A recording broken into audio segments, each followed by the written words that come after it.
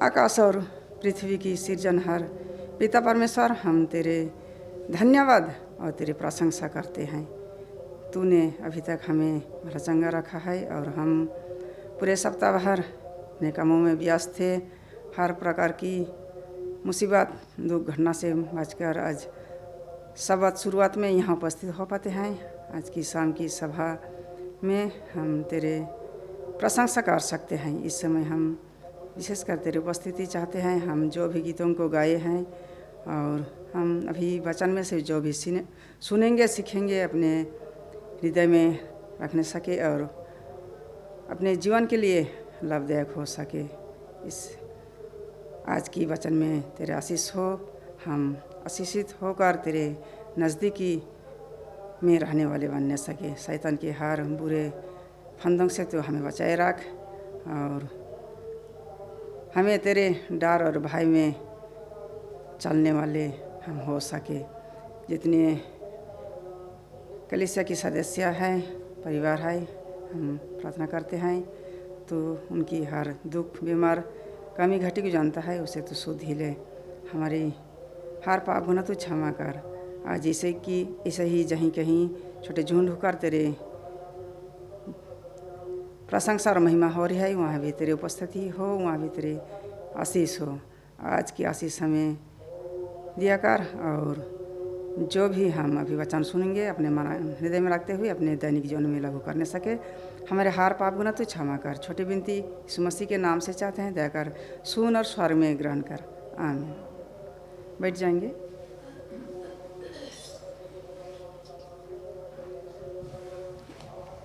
मैं खुश हूँ। आज 2023 का मेरा ये पहला पारी है। आप सबों के सामने कुछ बोलने के लिए मुझे मौका मिला है। मैं पिता परमेश्वर को धन्यवाद देती हूँ इस मौका के लिए। आज जो भी हम वचन सुनेंगे और हम हमारी अपने जीवन के लिए लाभदायक हो सके और मेरा आज की जो बोलने का शीर्षक है, घमंड का फल पतन होता है। घमंड का कहीं स्थायी नहीं होता है, वो एक ना एक दिन ख़त्म हो जाता है। और धीरज का फल मीठा होता है। धीरज का फल मीठा होता है। हम अगर कोई भी काम में हम धीरज अगर रखते हैं तो हम आखिरी में उसका फल मीठा होता है। और अगर कोई भी काम में हम घमंड करते हैं तो वो हमारे लिए स्थायी काफ़ी दिन तक स्थायी नहीं रहता है, वो जल्दी ही ख़त्म हो जाता है। हम देखते हैं अपने जीवन में हम बहुत चीज़ों से, बहुत धन दौलत से, कपड़ा से, अपने सुंदरता से, बहुत ऐसा चीज़ें हैं जो हम घमंड करते हैं। लेकिन हमें ऐसा घमंड करना नहीं चाहिए, क्योंकि हम आज हैं और हम कल क्या होगा हम नहीं जानते हैं। इसलिए हमें बहुत साधारण रूप से जीना है। हमें अपने आप को साधारण सोचना है। हमें कभी कोई चीज़ के ऊपर में हमें घमंड करना नहीं चाहिए।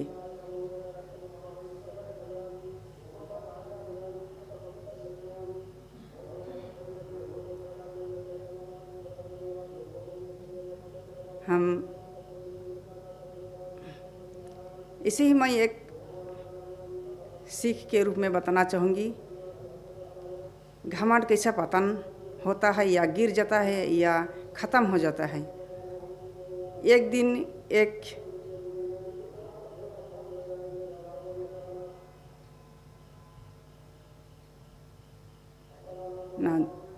नाव चलाने वाला था। वो नाव चला रहा था, नाव चलाने का काम करता था और वहाँ 3 विद्वान व्यक्ति पहुँचे और उनका नदी का उस पार जाना था।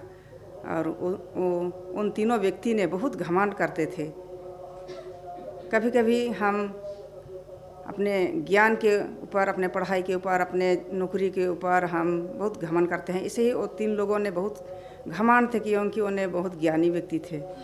सोचते थे मेरे हम लोगों का जैसा कोई ज्ञानी व्यक्ति नहीं है।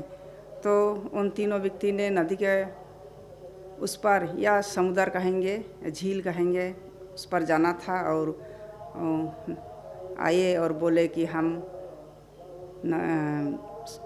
उस पर जाएंगे।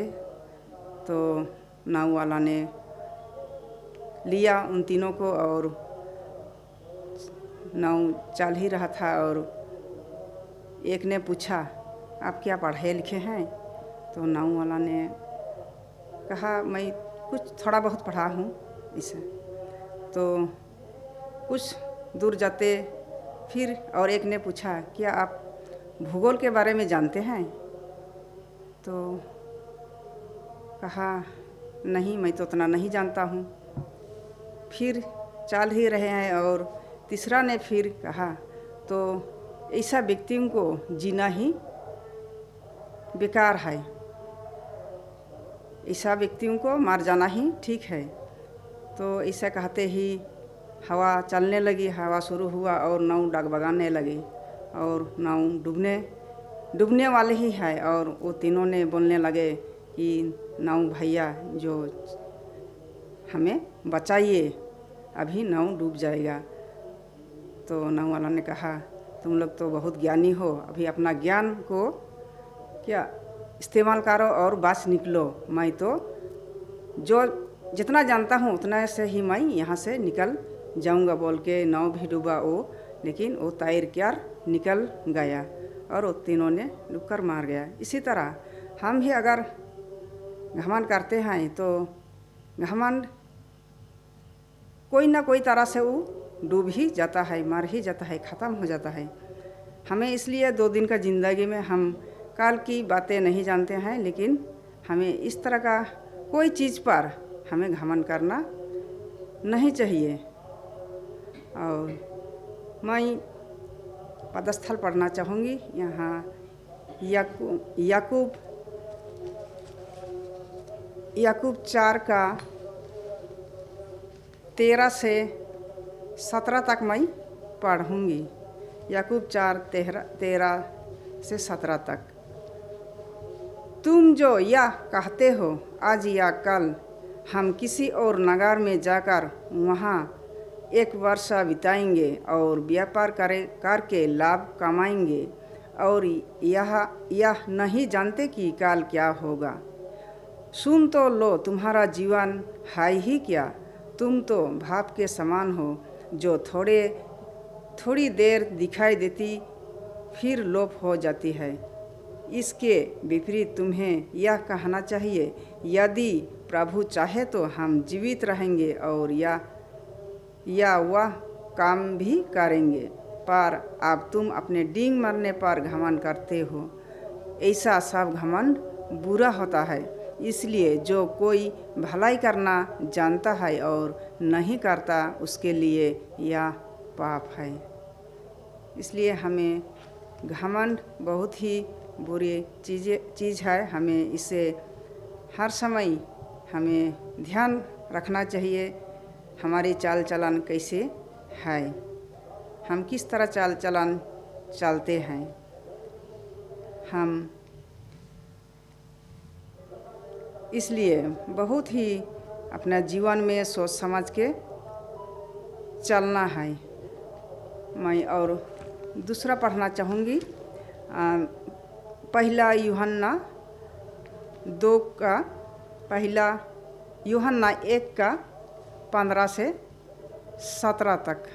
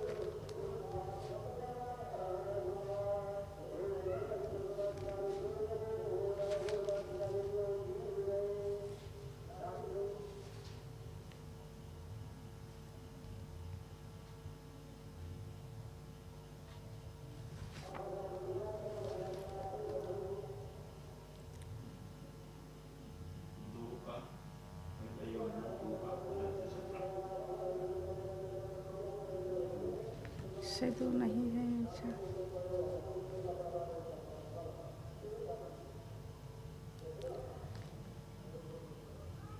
दो का तो नहीं है। अच्छा, तो एक का नहीं है ना, दो का है। अच्छा, तुम ना तो संसार से और ना संसार में की वस्तुओं से प्रेम रखो। यदि कोई संसार से प्रेम रखता है तो उसमें पिता का प्रेम नहीं है, क्योंकि जो कुछ संसार में है अर्थात शरीर की अभिलाषा और आँखों की अभिलाषा और जीविका का घमंड, वह पिता की ओर से नहीं परंतु संसार ही की ओर से है। संसार और उसकी अभिलाषाएं दोनों मिटते जाते हैं, पर जो परमेश्वर की इच्छा पर चलता है वह सर्वदा बना रहेगा। हम अपने इच्छा के अनुसार चलते हैं तो वो मिट जाता है, लेकिन हम परमेश्वर की इच्छा पर चलते हैं तो वह सर्वदा बना रहेगा।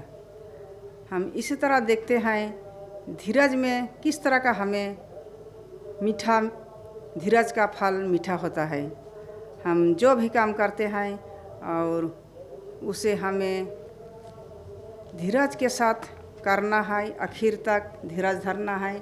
हम सांसारिक रूप से या आत्मिक रूप से, हम सांसारिक रूप से अगर हम धीरज धरते हैं तो उससे भी हमें अच्छा फल मिलता है। इसी तरह हम आत्मिक रूप से भी हमें धीरज में बने रहना है और हम आखिरी दिनों में हमें ज़रूर हम लोगों के लिए फल अच्छा होगा। हम देखेंगे फिर याकूब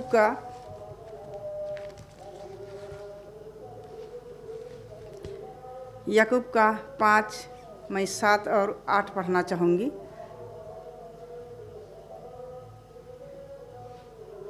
याकूब 5, 7 और 8। इसलिए हे भाइयों, प्रभु के आगमन तक धीरज धरो। देखो, किसान पृथ्वी की बहुमूल्य फसल की आशा रखता हुआ प्रथम और अंतिम वर्षा होने तक धीरज धरता है। तुम भी धीरज धरो और अपने हृदय को दृढ़ करो, क्योंकि प्रभु का आगमन निकट है। कहता है हमें धीरज धरना है और दृढ़ होना है और हमें आखिरी दिन तक हमें अच्छा फल मिलेगी। हमें जो भी अपने धर्म के रास्ते में चलने के लिए हमें बहुत कठिनाई, समस्याएं, दुख तकलीफ होती है, लेकिन हमें इसमें धीरज धरे रहना है और इसे हमें अंत के दिनों में हमें अच्छा फल मिलेगी और हम एक दिन स्वर्ग राज की भागीदार होने सकेंगे। ईश्वर इस वचन पर आशीष देवे और मैं आज की सभा के लिए वचन मैं यहीं अंत करना चाहूँगी।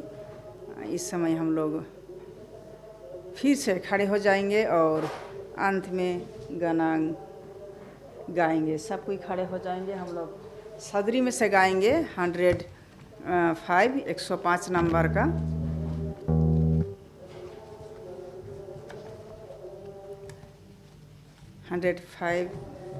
ऐसा ना सुंदर सोना समय के कभी ना जाएगी देवा। ऐसा ना सुंदर सोना समय के कभी ना जाए के देवा।